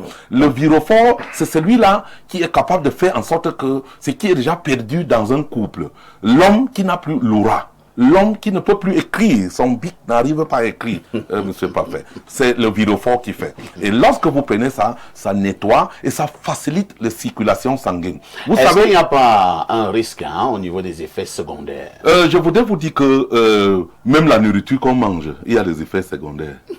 Je dis bien même la nourriture qu'on mange. C'est pour cela que je veux rapidement finir et je vous dis certaines choses par rapport à la caution. Et alors, lorsque vous avez fini avec le détox, vous prenez le Virophore. Je disais tantôt que c'est ça qui ramène l'homme à avoir son aura. Il y a beaucoup de femmes qui viennent chez nous, même c'est pour prendre. Parce que les femmes qui disent qu'ils aiment leur mari, quand vous voyez que ton mari n'arrive plus, ou bien ton partenaire n'arrive plus à vous satisfaire normalement, au lieu de peut-être chercher une autre plan, vous retrouvez plutôt la santé de votre conjoint, de votre partenaire, en venant au complexe Viroplan Cameroun, où on va vous mettre à votre disposition cet produit. Très bien. Je crois que c'est important. Mais vous avez le dernier produit. Le troisième produit, oui, le troisième, c'est le prostatitis nommé prostatitis. Et lui, ça sert à quoi? Lui, il sert à la prévention et le traitement des problèmes de la prostate. La prostate, c'est quoi? C'est un organe. Nous tous, les hommes, nous avons cet organe. Ce n'est pas une maladie. Mais lorsque cet organe commence à avoir des frictions, à avoir des inflammations, à avoir des difficultés, attaqué par parfois certains rares microbes, on appelle ça déjà la maladie. Et le malade, les personnes vont souvent de temps en temps faire le contrôle à travers l'échographie, à travers le dosage de PSA. Lorsque le taux est un peu élevé, je vous dis bien, la solution, ce n'est pas pour aller vous faire opérer. Beaucoup de gens se sont fait opérer et aujourd'hui, ils sont incapables d'agir. Le prostatitis travaille à titre préventif et à titre curatif. Monsieur Parfait, ça c'est le seul produit qui a fait en sorte que nos parents qui marchent avec le sonde dans leur poche, ils ont enlevé ça. C'est le seul produit qui fait en sorte que le jeune, parce que avant la prostatitis, c'était le problème, la prostate c'était le problème de personnes âgées de 50 ans. Mais aujourd'hui, nous recevons des malades chez nous qui ont ces problèmes-là. Et lorsque vous avez ces problèmes-là, ça provoque la faiblesse sexuelle. Ça fait en sorte que vous trouvez un monsieur bien comme ça là, et il ne peut pas garder les urines. Vous êtes dans un quart de voyage, et lorsque ces urines viennent, vous avez cette urge de uriner. Si vous ne urinez pas, vous allez pisser sur vos sous-vêtements. Et en plus, ceux qui dorment dans la nuit et ils se lèvent pour aller aux toilettes plus de 4-5 fois. Nous avons des gens comme ça. Là, c'est fait qu'il y a un problème. Oui, il y a un problème. Nous avons des personnes qui sentent mal. Quand ils éjaculent même pendant le rapport sexuel, ça sort un peu avec le sang. Il y en a des personnes qui pleurent toujours le rein, le mal de rein. Mal de rein, parfait. Chaque jour. Mais on fait des examens, on ne voit rien. Nous avons des personnes qui ont des douleurs au niveau de bas-ventre. Nous avons des personnes qui sont avec leur partenaire. Quand vous avez peut-être besoin de faire le rapport sexuel, dès que la femme même se prépare pour bien se placer sous le lit, la personne a déjà éjaculé. Et quand il éjacule comme ça, vraiment, c'est comme un match que l'autre a pris le ballon et refusé que le match ne doit plus continuer. Pourtant, l'arbitre n'a même pas encore sifflé le début de match. Docteur Gédéon, nous avons donc pensé et au finish, qu'est-ce que nous retenons dans ce matin? Au finish, ce qu'on retient ce matin, c'est que le complexe Viroplan Cameroun, qui est situé en Bankolo, derrière Collège Elohim et à Carrière, Carrefour Jean Vespa, a décidé de faire autrement, a décidé de venir parler aux Camerounais, montrer et dire aux Camerounais que c'est que le ministère de la Santé publique a prescrit, a demandé que nous faisons, c'est ce que le complexe Viroplan Cameroun fait. Nous ne sommes pas un centre qui fait tout. Nous sommes un centre respectueux. Nous sommes spécialisés dans ce que nous sommes en train de vous dire. Et lorsque les gens viennent chez nous, comme vous avez vu sur votre petit écran, vous êtes bien accueillis, vous êtes consultés. Et chez nous, voici comment ça se passe. Lorsque vous arrivez, puisque nous sommes partenaires de Info TV, nous sommes partenaires de M. Parfait ici et Espace Miné. Les gens qui nous regardent, lorsque vous arrivez, si vous dites seulement Espace Miné, on va vous offrir un carnet gratuitement et on vous fait entrer et vous allez profiter d'une consultation gratuite. Bravo. Donc c'est comme ça là. Bravo. Merci. Si vous y allez, vous dites simplement que vous êtes fidèle téléspectateur d'Espace Miné. C'est tout. Vous aurez déjà ces avantages-là. Docteur Gédéon Pélégo, nous vous disons merci ce matin. Vous qui êtes justement spécialiste en médecine holistique, nous aurons l'occasion de vous recevoir de manière régulière sur ce plateau. Effectivement, parce que comme je veux me déplacer, je crois qu'on va se voir encore avant que je me déplace. Je dois consulter au Caire, en Égypte. À partir de 28 de jusqu'en Égypte. Oui, en Égypte. Les Égyptiens ont également ces problèmes. Oui, ils ont des problèmes. Et je dois consulter à New Delhi. C'est pas la première fois que j'ai une représentation à New Delhi et à Bombay, en Inde. Et à Douala, puisque votre émission sont trop regardées, les gens m'appellent, je ne dors pas à cause des appels à partir de Douala. Nous avons donc décidé que le 28, avant qu'on se déplace le 29, on va arriver à Douala le 28 et on va consulter à Douala toute la journée de 28 avant de prendre le vol le lendemain pour voyager. Merci. Donc ceux qui nous regardent à partir de Douala, ne vous en faites pas. Appelez seulement, on va vous dire là où nous allons être, on va consulter le 28 à Douala. Je crois que c'est très important pour nos téléspectateurs. Merci au docteur Gédéon Pélico pour toutes ces informations concernant la médecine. Vous êtes toujours en direct sur Info TV. Je peux donner le prix? Oui, allons-y. Oui, parce qu'à cause de Espace Miné, cet traitement qui devait être au taux de 60 000 francs, c'est 3 traitements un paquet c'est 20 000 francs.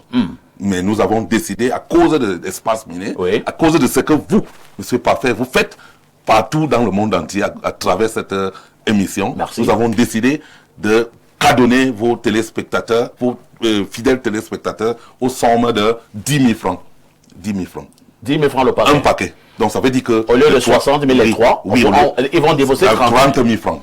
Merci beaucoup. Vous pouvez écrire par WhatsApp sur le petit le numéro qui s'affiche là, si vous ne voulez pas appeler. Et le service de livraison est là. On va vous livrer partout dans le monde entier où vous êtes. On dira merci à Espace Miné. À tout de suite pour la suite.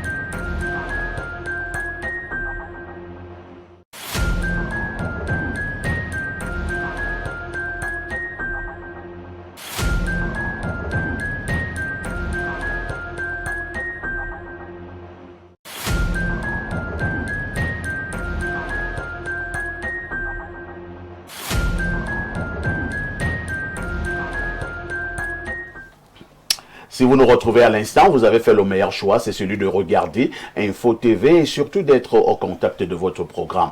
Espace Miné tous les jours, de lundi à vendredi, 10h, 11h52. On vous le disait en ouverture ce matin, nous parlons de l'entrepreneuriat avec une question, l'entrepreneuriat au Cameroun, où en est-on? Je commence avec M. Cyril Tchamba. M. Cyril Tchamba, le gouvernement de la République de manière régulière a appelé les Camerounais et notamment les jeunes à se lancer dans l'entrepreneuriat. Nous avons même tout un ministère qui a été créé et mis sur pied par le président de la République, un ministère dédié à l'entrepreneuriat, le ministère de l'entrepreneuriat, de petites et moyennes entreprises, et qui existe donc. Alors, globalement, première question, où en est-on avec la donne entrepreneuriale au Cameroun? Ça marche? Ben, écoutez, la question est un peu complexe. Il faut dire que les Camerounais, sur le plan statistique, l'INS estime à peu près 450 000 entreprises qui existent au Cameroun et qu'en 2024, nous avons eu la création de près de 22 000 entreprises, ce qui est une augmentation de 7,5% par rapport à 2023. Donc c'est pour dire que dans la dynamique de création d'entreprises, effectivement, les Camerounais y sont.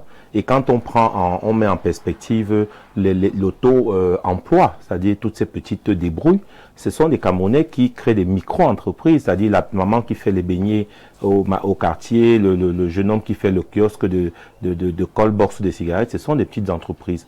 Donc les Camerounais, globalement, sont des entrepreneurs parce que la situation économique fait qu'on ne peut plus dormir, c'est-à-dire vraiment... On est obligé de se battre. Ils sont obligés de se battre.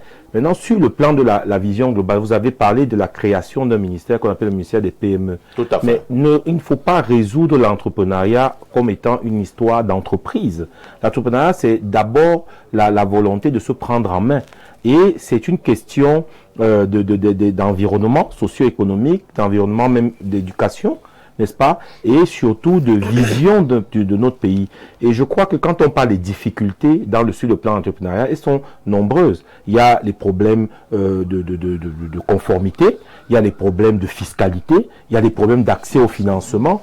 il y a des problèmes même simplement d'équité dans la gestion, n'est-ce pas, de la chose publique et même de la justice. Quand je dis d'équité, je veux dire que ce n'est pas évident pour un entrepreneur d'évoluer, par exemple, dans le domaine de la commande publique où on sait comment tout ça se magouille régulièrement.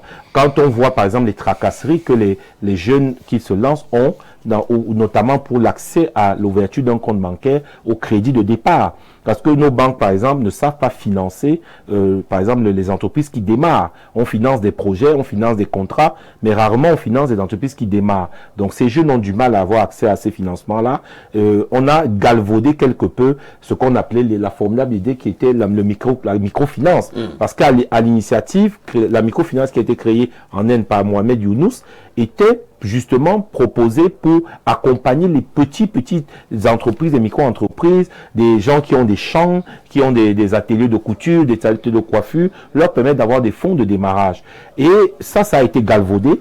Il y a eu pas mal de projets aussi que l'État a mis en place parce qu'il faut reconnaître que à travers des divers dispositifs, l'État a apporté des solutions. Mais malheureusement, ça n'a pas prospéré. Pourquoi ça n'a pas prospéré? Parce que notre terrain économique est extrêmement en friche, il n'y a pas assez d'ouverture, il n'y a pas assez d'opportunités. Il faudrait que nous mettions en place un certain nombre de règles et de dispositifs qui permettent d'accentuer le dynamisme économique à travers notamment, par exemple, la diversification. Nous avons des champs sur lesquels on n'a pas encore véritablement exploré les compétences des Camerounais. Je prends l'agriculture, je prends par exemple le digital, où nous bloquons encore. Donc, ça marche, ça pourrait marcher si nous devenons sérieux et que nous sortions d'une approche de la vision économique que nous avons qui est calquée sur la compréhension de l'économie selon l'administration. Parce que quand vous me dites qu'il y a un ministère qui a été chargé de l'entrepreneuriat qui s'appelle le ministère des PME, non. Il y a aussi le patronat, il y a les syndicats, il y a les associations qui peuvent participer, n'est-ce pas, à l'élan d'entreprise dans ce pays. Il faut pouvoir les mettre en place. Vous avez vu ce matin que le JICAM, dans la question du remaniement ministériel, le JICAM pose sa voix. Cela veut dire que ça ne concerne pas que les politiques, mais la question du remaniement ministériel a un impact véritable sur le dynamisme de nos entreprises parce que ça crée, ce blocage-là crée des goulets d'étranglement dans le traitement des dossiers et des projets pour le pays. Merci Cyril Tchamba pour cette excellente prise de parole. Maïmouna, vous qui êtes également chef d'entreprise, nous nous posons la question ce matin de savoir où en est-on? Avez-vous l'impression que pour ceux qui se sont lancés dans l'entrepreneuriat au Cameroun, ils ont eu des lendemains meilleurs ou alors ils sont nombreux qui ont été déçus? Avez-vous l'impression que le gouvernement soutient les entrepreneurs? Je vais prendre la deuxième partie. Est-ce qu'ils s'en sortent? Est-ce qu'ils ont réussi? La réponse est non. Beaucoup ont commencé, beaucoup ont chuté. Les autres qui ont même essayé d'avancer ou ont eu le succès et de résister, aujourd'hui sont bouleversés par les différentes barrières et tout. Et pour vrai dire, l'entrepreneuriat qui est une forme d'activité qui génère de l'argent, comme M. Tchamba a dit, ce n'est pas absolument une entreprise qui te fait être un entrepreneur. Tu peux être un entrepreneur qui n'a pas une entreprise parce que tu peux avoir une petite activité qui génère de l'argent, même de ta maison. Donc, quand je pars en Égypte, il y a une chose que j'ai appris au Conseil national des femmes égyptiennes où on a été formé pour former les femmes sur l'entrepreneuriat, en fait, sur le développement rural. Donc, ça veut dire que chaque femme rurale pouvait se développer à travers un projet rural. Donc là, ça nous a fait comprendre que même au niveau où on pense que c'est plus facile, dans ton village, tu fais ton beignet, tu vends, il y a toujours les obstacles. Et comment mieux dans les entreprises? Nous qui sommes aux têtes des entreprises, de chaque jour, il y a beaucoup de barrières. Et pour les femmes, c'est même pire. Mais ça reste la question. Pourquoi chez les femmes, c'est pire? Non, l'entrepreneuriat féminin est plus compliqué. Et pourquoi? À partir des genres, à partir des sociétés, à partir de l'économie, des politiques et tout, dès qu'une femme est en tête d'un organisme, d'une entreprise, son barrière devient x2. Soit, elle a, en fait, on dit souvent que les femmes ne peuvent pas gérer de l'en haut. Donc, comme nous, il y a des hommes qui ne peuvent pas travailler avec nous parce que nous sommes les femmes. J'attends ça chaque jour. Parce que tu es patronne. Oui, parce que tu es patronne, tu ne peux pas donner les ordres. C'est ça le mot. Quelqu'un m'a dit, Maïmouna, un femme ne peut pas me commander. Mais il avait toute cette expertise, il avait tout ce professionnalisme. Et moi, je voulais vraiment travailler avec lui parce qu'il savait beaucoup. Mais je ne pouvais pas parce que le monsieur disait non. Et je ne pouvais pas lui mettre à la tête de mon entreprise et rester en bas. Et c'est ça un peu la difficulté. Chaque jour... Donc c'est blocage là aussi. C'est blocage et maintenant financièrement c'est alors ouf. C'est ça qui tue. C'est ça que vous voyez aujourd'hui. Un jeune commence, il a l'espoir, il fait son calcul. 5 000 par semaine, fois 7 jours, fois 1 an, il est déjà dans les millions dans la tête. Alors que ce n'est que dans sa tête. Donc même 2 semaines, l'entreprise est déjà... C'est mort. C'est ça les barrières que nous, on s'en sort, donc on retrouve du chemin de l'entrepreneuriat. Mais vous êtes dans l'entrepreneuriat, ça fait combien d'années? C'est vrai que depuis l'université, j'ai toujours aimé faire quelque chose. Enfin, j'ai toujours fait quelque chose. Soit je courais à marché Koulouloum pour acheter les chaussures pour vendre, soit je faisais les beignets. En fait, je trouvais toujours quelque chose à faire pour générer de l'argent. Et vous en sortez quand même? Ce n'était pas facile, mais il y a une chose que j'aimerais toujours dire. Être consistency. Parce qu'aujourd'hui, ça ne donne pas demain. C'est comme une femme qui vend la tomate au marché. Il y a des jours, elle s'assoit, tomate, et finit par vendre 500. Il y a des jours, même un bon jour, elle ne reçoit pas. Est-ce qu'elle doit arrêter ces jours? Non. You have to be consistent, you have to be persistent, and you have to, on doit évoluer. Aujourd'hui, on parle de branding. Si aujourd'hui, on achète le tapioca 50, aujourd'hui, mets un peu... Dans un paquet, tu arranges, tu mets tapioca de design. Oui. Donc, il faut des brandings, il faut des stratégies, il faut toute information pour être à la tête d'une entreprise. Merci. C'est vrai que la semaine dernière, nous en parlions déjà avec M. Moulion, qui est fiscaliste. On ne saurait parler d'entrepreneuriat sans évoquer la question fiscale. Et beaucoup d'entrepreneurs sont restés au niveau des mêmes pleurs. La fiscalité au Cameroun est de plus en plus décourageante.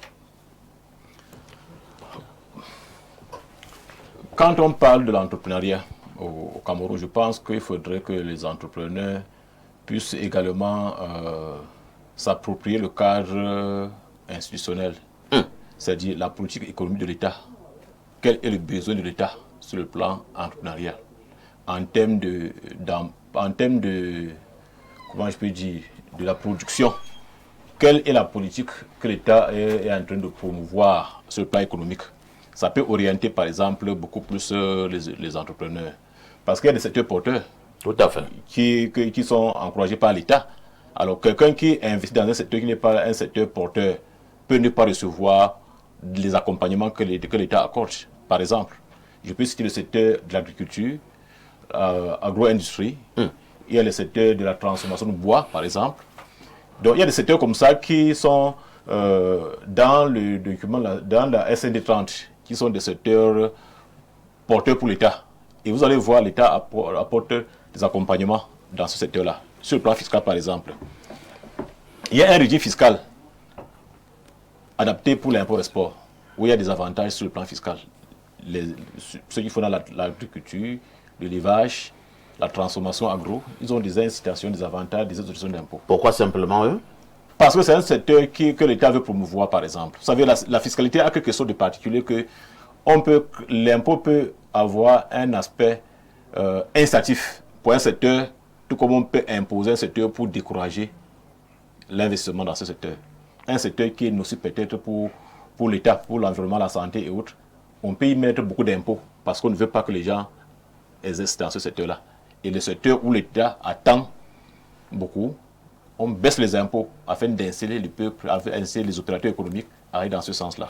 De manière générale, avez-vous l'impression qu'en état actuel de choses, le gouvernement de la République fait le nécessaire pour encourager l'entrepreneuriat au Cameroun? Je pense qu'il y a une volonté qui peut peut-être rester dans les tests, qui peut rester dans les financements qui peuvent être octroyés, mais qui n'atteignent pas les cibles.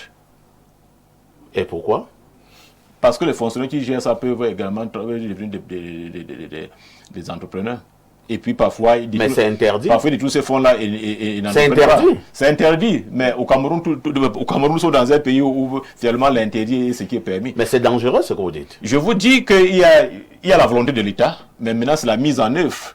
Vous allez voir dans... les fonctionnaires eux-mêmes deviennent des entrepreneurs. Vous allez voir... Et c'est eux qui prennent donc tout l'argent qui est dédié aux entrepreneurs. Qui est dédié aux entrepreneurs. Ça arrive. Je veux dire que ça arrive. Hein. C'est pas directement. Certains peuvent se mettre. Vous pouvez avoir un projet que quelqu'un transforme le projet ancien et puis créer une structure bénéficie du financement. Et lorsque c'est fait de cette façon-là et que la personne n'est pas à la base même du projet, ça ne peut pas émerger et l'argent est distrait. Donc il y a des cas comme ça. Il y a des financements de l'État dans le secteur de l'entrepreneuriat qui ne sont pas des financements, c'est-à-dire des accompagnements qui ne sont pas des financements directs.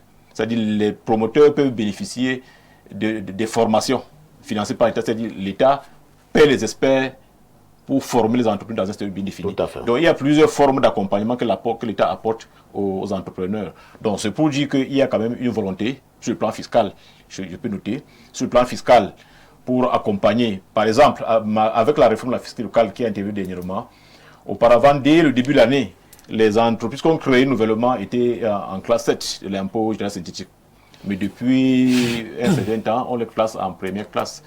Quand vous partez, vous voyez qu'elles sont en classe 1, classe 2, et les impôts à payer là-bas, c'est parfois 20 000 francs l'année et pas plus. Donc pour dire qu'il y a quand même une volonté. Maintenant, sur le plan de financement, à travers les banques, à travers d'autres organisations, il peut y avoir des freins.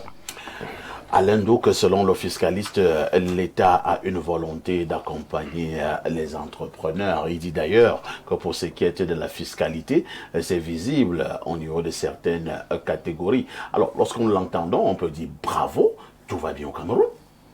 Oui, on ne dira pas que l'État ne fait absolument rien. Et encore qu'il faut donner démonstration d'une certaine activité pour rester dans sa crédibilité. Mais est-ce que ça suffit, cette espèce de mouvement? Il faut des résultats, il faut de l'efficacité. Alors, il y a des choses qui se font. Sur le plan formel, en 2025, nous avons eu près de 20 000 entreprises qui ont été créées, notamment les PME.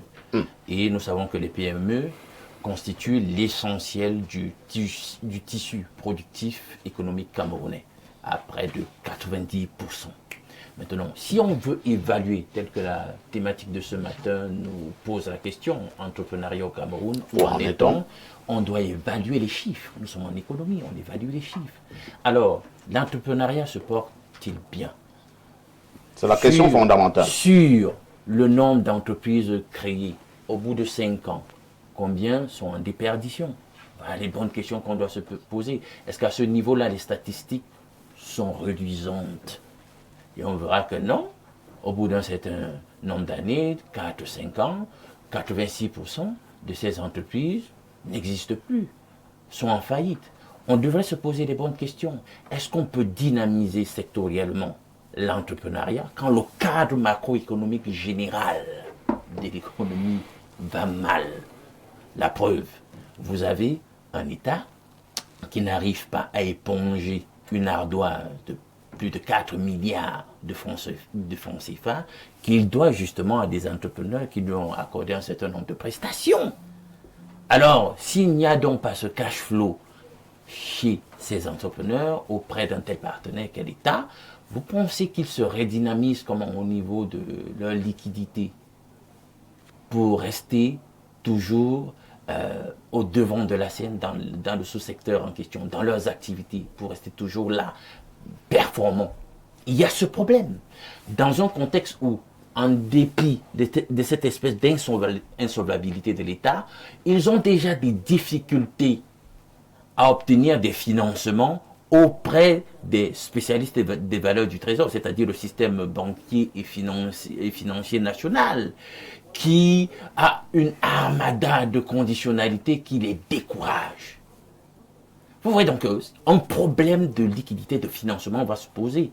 Alors comment l'entrepreneuriat peut être dynamisé dans un tel contexte? Vous avez parlé tout à l'heure, M. Moulium, des allègements fiscaux, des avantages fiscaux dans le sous-secteur de l'import-export, Et ça, c'est quand même questionnable, pour la simple raison que dans la SND 30, justement, il est question d'un grand concept, celui de la transformation structurelle de l'économie camerounaise, avec le corollaire de l'import-substitution.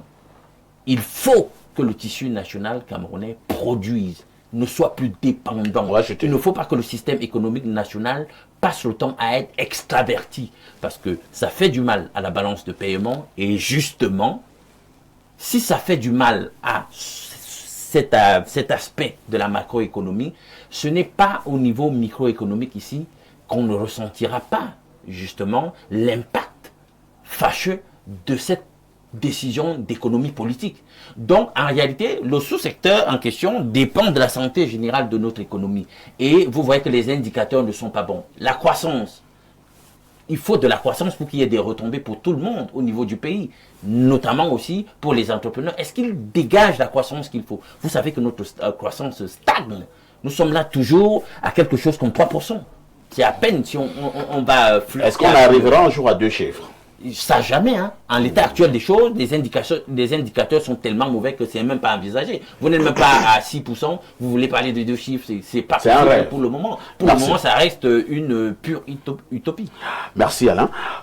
Allons rapidement au niveau de notre messagerie. Hein. Salut les démineurs concernant l'entrepreneuriat au Cameroun.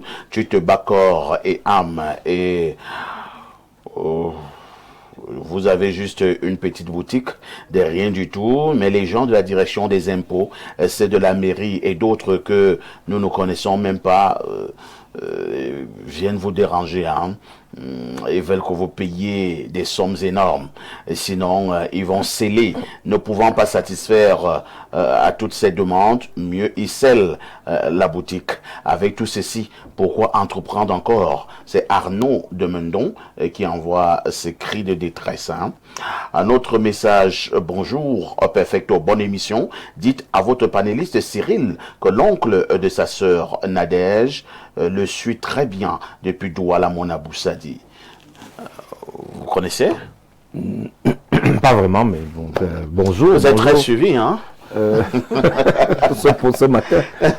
Un autre message ce jour, que dit le téléspectateur d'Espace Miné ce matin. Je prends rapidement ce message. Hein. Alors, quelques petits soucis là. Je pense que nous allons y revenir, hein, ou bien je lis d'abord celui-ci. Bonjour, parfait, j'aimerais rajouter qu'une bonne partie du tramadol, bon, nous parlons plus vraiment du tramadol, hein, nous parlons beaucoup plus des messages ayant trait au sujet inscrit à l'ordre du jour, c'est-à-dire à l'entrepreneuriat. Je recommence donc avec M. Tchamba, le temps pour moi d'enregistrer des nouveaux messages, hein, petit problème d'ordre technique. Alors, Monsieur Tchamba, nous avons essayé de voir ce qui n'allait pas et voir également ce qui allait. Moi, je suis journaliste. Ce qui m'intéresse, c'est le train qui n'est pas venu à l'heure. Ce qui m'intéresse, ce n'est pas lorsque le chien a mordu l'homme, mais c'est quand l'homme a mordu le chien. C'est ça qui m'intéresse. Vous voyez un peu. Alors, pourquoi à un moment donné, ça ne fonctionne pas bien au niveau de l'entrepreneuriat au Cameroun? À qui la faute? Au gouvernement ou alors aux entrepreneurs eux-mêmes? C'est une vraie question. Je voudrais, avant de répondre à cette question, dire 2 choses, apporter une petite éclaircie. Les fonctionnaires ne sont pas systématiquement exclus de faire des affaires. Il y a des domaines dans lesquels ils ont l'autorisation. Par exemple, le secteur immobilier, ils peuvent avoir des biens locatifs. Les fonctionnaires peuvent investir dans l'agriculture. Ils peuvent avoir des hôtels? L'immobilier, on a parlé des locatifs. Moi, j'ai pas de locatif. Et ils peuvent avoir des plantations, c'est autorisé. Et ils peuvent faire de la production littéraire. Un fonctionnaire peut enseigner. C'est aussi avoir non, nous ne parlons pas de ça. Maintenant, la seule nuance, c'est qu'il faudrait que... Nous parlons du fait qu'un fonctionnaire puisse ouvrir des stations d'essence, un fonctionnaire puisse ouvrir des supermarchés. Là, ça ne rentre pas dans le cadre... Un fonctionnaire puisse gagner des marchés dans des ministères, des marchés publics. Ça ne rentre là, voilà, c'est ça qui nous intéresse. Un fonctionnaire qui est inscrit dans une chaîne de financement, tu es dans un ministère ou dans un projet où tu es censé accompagner le financement des produits destinés aux jeunes, et que toi, finalement, tu te transformes en bénéficiaire, ça pose pose problème. Nous parlons de ce genre de fonctionnaires. Non, c'est parce qu'il fallait apporter cette nuance pour que les gens ne se perdent pas. Vous savez qu'au Cameroun, quand on fait un débat comme celui-ci, les gens vont s'accrocher sur le détail pour tuer l'effet de ce que nous voulions faire. Maintenant, à votre question, pourquoi ça ne marche pas? Moi, je pense que c'est une faute qui est partagée. Vous savez, la culture d'entreprise, la façon de regarder l'entrepreneuriat dépend aussi de la structure même de notre société. Madame disait, les gens entrent en entreprise, pourquoi? Ils montent des entreprises, pourquoi? Moi, je vais vous raconter des anecdotes. C'est-à-dire, nous tous, moi, je ne vous ai peut-être pas dit, j'ai une casquette que je ne mets pas souvent en avant. Je suis promoteur d'entreprise depuis presque 20 ans aujourd'hui.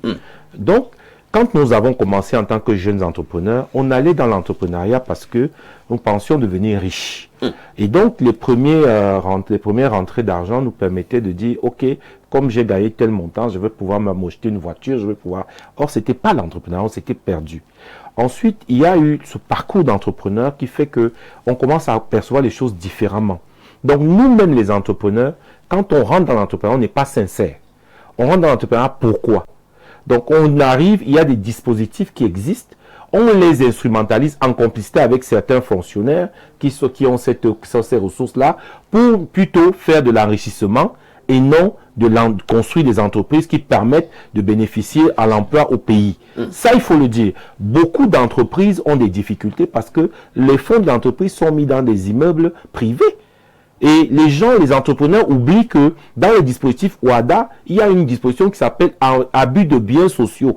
Quand vous avez déjà créé une SARL, l'entreprise ne vous appartient pas intuitu personnalité. C'est une personnalité morale qui a ses ressources pour lesquelles vous avez des obligations, des règles de fonctionnement. Or, vous voyez encore des entreprises où les gens vont prendre l'argent tous les jours pour aller à faire le personnel comme la poche. Donc ça, c'est important de le dire. Et ça plombe forcément l'histoire de l'entreprise, la développement de l'entreprise, parce que c'est confondu avec les ambitions personnelles. Et comme les gens ont tendance à devenir mégalos, dès qu'ils ont gagné un marché de 100 millions, ils pensent qu'ils ont 100 millions, ça devient problématique. Et après, on rentre dans des combines avec quelques fonctionnaires verrés, on plombe l'affaire. D'ailleurs, et je voudrais le dire parce que c'est important. Quand vous voyez dans ces pays-là où les gens, leurs entreprises fonctionnent, c'est qu'il y a ce qu'on appelle une vision. J'ai eu la chance de rencontrer des gens qui sont dans une mouvance qu'on appelle les entrepreneurs chrétiens. C'est-à-dire la vision de l'entrepreneuriat selon la doctrine sociale de l'Église. Et j'ai appris comment est-ce que l'Église aussi construit le leadership entrepreneurial avec les bonnes règles. Pourquoi j'ai créé une entreprise, elle peut me servir, c'est vrai, pour moi on crée parce qu'on veut en vivre, mais aussi parce que c'est une entreprise qui donne du travail à d'autres, permet à d'autres de vivre, et c'est une entreprise qui existe dans la société et qui est utile à la communauté. Parce que quand vous avez un produit et service, la femme qui vend les beignets, elle n'est pas là seulement pour gagner de l'argent, mais elle est aussi là parce qu'elle apporte un service social. Les enfants qui achètent des beignets, ça leur permet d'aller à l'école et de manger. Donc tout ça, il faudrait que nous remettions en place. Si ça ne marche pas, il y a un responsable qui est peut-être l'État, qui ne sait pas bien réguler cette affaire, mais il y a beaucoup de co-responsables qui sont ces entrepreneurs qui croient que, et c'est une mentalité très partagée au Cameroun, tout au Cameroun est aujourd'hui une histoire de mapartisme. Chacun veut seulement sa part. Personne ne pense jamais à la part des autres, à la part du pays. Et là, nous faisons un clin d'œil au professeur Mononjana. Tout à fait. De là où il se trouve actuellement, lorsque nous parlons du mapartisme. Alors, il y a une question qu'un téléspectateur pose. J'espère que M. Mouliom lui donnera une réponse. Je suis un jeune agriculteur, s'il vous plaît. Je veux savoir où demander, ou quoi faire pour demander du soutien financier à l'État. Vous avez une réponse à l'endroit de ces jeunes agriculteurs? Bon, mais il doit se rapprocher au niveau du ministère de l'Agriculture parce que il y a beaucoup. Il y a des projets là-bas. Il y a beaucoup de projets. Il y a beaucoup de projets au niveau du ministère. Il peut déjà au niveau de sa région, s'il est dans un arrondissement, aller au niveau de la délégation de l'agriculture, de l'élevage pour se renseigner. Pour prendre des renseignements. Pour prendre des renseignements. Il y a des projets. Il y a beaucoup de programmes pour l'accompagnement des jeunes. Bonjour, parfait. C'est pas facile d'évoluer au Cameroun. Malgré tes efforts, tout est biaisé. En bonjour à Cyril. C'est Abi depuis Tinga, école de police. Décidément, Cyril connaît beaucoup de gens à travers le monde. Vous êtes célèbre, Cyril. Je ne savais pas. Un autre message ce matin, il nous vient du plus 33, c'est la France. À mon avis, l'État du Cameroun fait des efforts pour accompagner les entrepreneurs, mais ce n'est pas suffisant. Le principal problème reste l'accès au financement pour les PME. Pourquoi ne pas faciliter davantage les levées de fonds ou mettre en place un financement plus direct de l'État pour soutenir les entreprises locales? Cela permettrait à beaucoup de projets sérieux de se développer et de créer de l'emploi. C'est Laurie depuis Rennes du côté de la France. Encore et encore éternellement ce problème, Alain Do, le problème de financement. Ben, quand le système lui-même est un tout petit peu, comme nous le savons, en proie à la corruption, il y a toujours des manquements de coche. Parce que vous entendez toujours, il y a un projet de 102 milliards pour les jeunes, il y a un projet de ci ou de ça. Et quand on fait finalement le point sur le sujet, on se rend compte qu'on n'a pas atteint les objectifs qu'on s'assignait. Parfois, l'argent n'a pas bénéficié à ceux à qui il devait bénéficier. Il n'a même pas été décaissé. C'est ça le problème. Et maintenant, regardez la problématique de l'énergie. Parce que j'ai dit, tant qu'au niveau macroéconomique, c'est mauvais, mais sous-sectoriellement, on ne va pas s'épanouir. Très bien. Quand le problème de l'énergie, vous voyez le coût de l'énergie, même dans la débrouillardise que vous évoquiez tout à l'heure, là, pour dire que bon, on doit aussi considérer cela comme étant des velléités entrepreneuriales.